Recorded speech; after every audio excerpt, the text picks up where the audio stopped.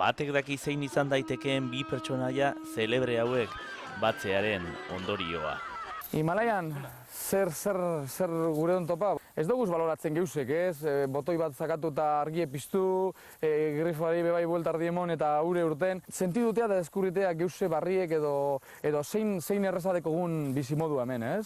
Alex Txikon, 8.000 pilatu dituen alpinista, aizkora eta korrika desafioak tartekatu bitartean. Aldazbako kaminorik ez da biderik, iko tximulikori batindok, ze etxeketan aguzurretan eta abilez hemen galtzeaz, edo zelikueten, da, jode, Himalaiara puntara 8.000-koa.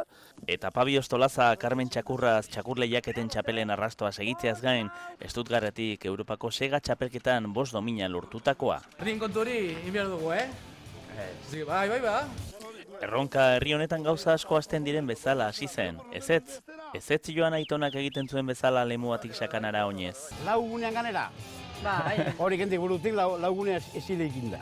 Ezetzak Euskal Herrian baietza dakar, Nafarroara oinez telebista saio bihurtzeraino, eluden astean ETV baten izanen dugu ikusgai. Lemoatik Iruñera, Nafarroa oinez, 110 kilometro.